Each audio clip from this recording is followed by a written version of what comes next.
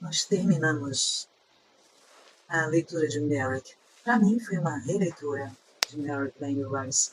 E eu fiquei impressionada com algo que na minha primeira leitura tinha passado batido.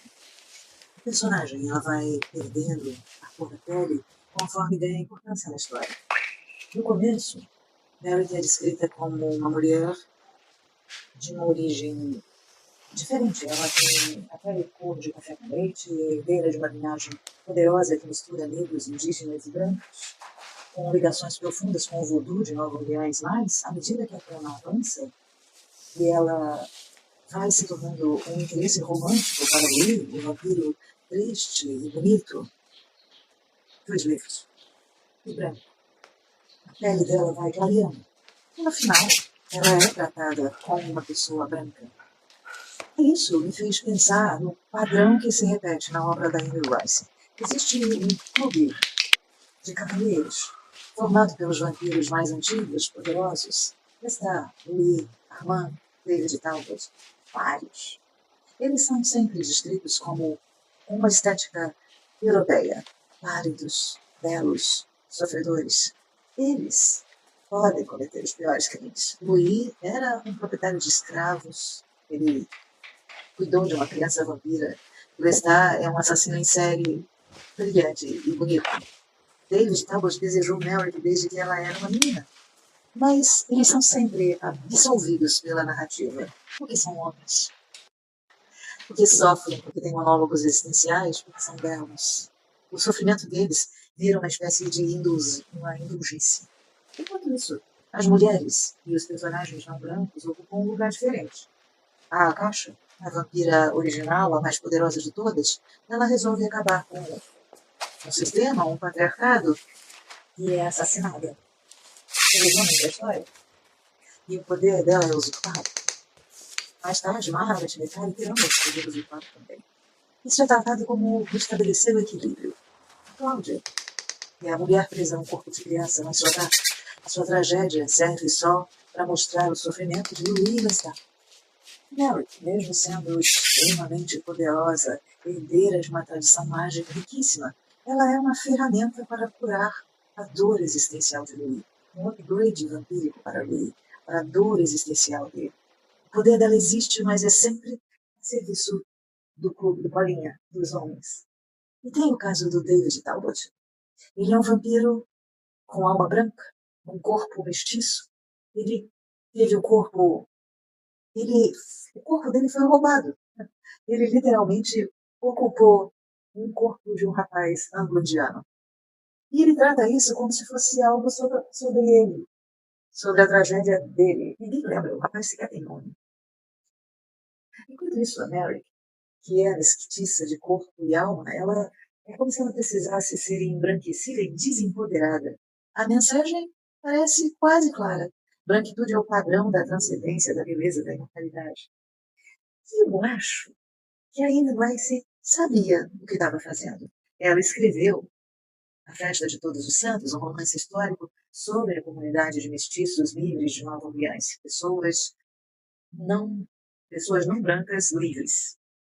E ela mostra nesse livro que entendia muito bem as hierarquias raciais, o colorismo, o passing. Não era ignorância, não foi ignorância, foi escolha.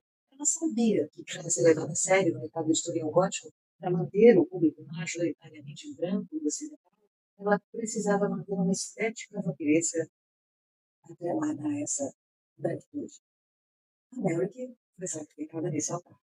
No final do livro, tem uma cena que é interessante. Merrick, já vampira, ela diz a David Talbot que a vida inteira sentiu medo. O medo estrutural que é ensinado para nós mulheres desde a infância. E que agora, imortal, ela não sente mais esse medo. E ela diz, como homem, você não pode saber o que eu estou dizendo. Não tem como conhecer a vulnerabilidade de uma mulher. É um discurso poderoso, lúcido, uma denúncia direta. Ao que David Talbot responde, interrompendo a Melody. Eu fui velho, eu sei o que é medo. E ele equipara a experiência dele, esse medo, na velhice, à experiência de vida da Merrick como mulher. O medo feminino e diz, a Merrick encerra a conversa e diz, talvez você compreenda. É uma rendição? Ela passa a vida sendo observada, desejada, usada, e no momento em que finalmente ela fala com o David de igual para igual, esse mesmo homem rebate com a dor dele e invalida dela. A narrativa segue com o David Talbot no controle, afinal ele é narrador. O silêncio dele, ou essa resposta, é o sistema funcionando. A mulher fala, os homens reinterpretam e nada muda. Depois, lá nos últimos capítulos, a ordem que acolheu Merrick desde criança exige que os vampiros a devolvam, sob a ameaça de destruir os vampiros. E ela está rindo e diz, o que eles acham que você é? Uma pedra preciosa? Esses estudiosos antiquados são os misóginos. Eu nunca fui tão grosseiro. E ela fala bonitinha, mas é hipócrita, porque o Lestat foi muito grosseiro várias vezes com várias mulheres diferentes ao longo das crônicas vampirescas.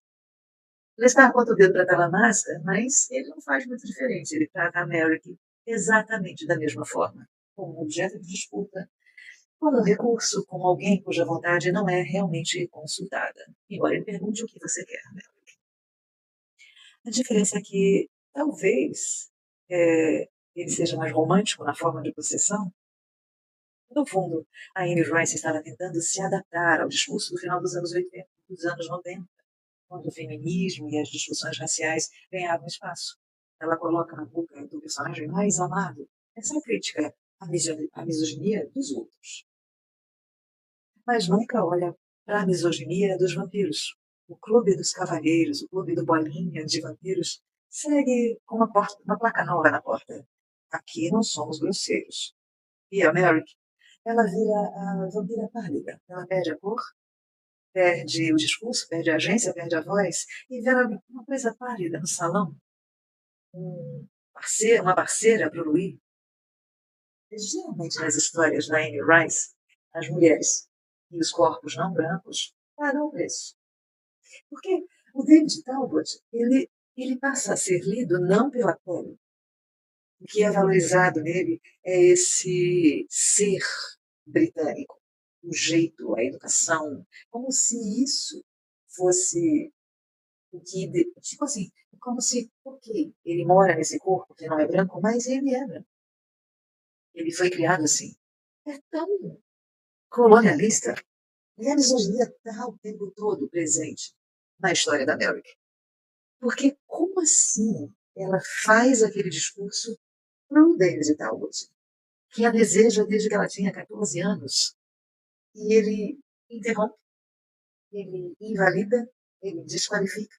E quando ela conta para os três vampiros, Lestat, Louis e David Talbot, ela conta, olha, eu planejei tudo, eu fiz esse plano minuciosamente, eu fiz um feitiço do David, eu o atraí para mim de volta, porque eu queria ser vampiro, era o meu desejo.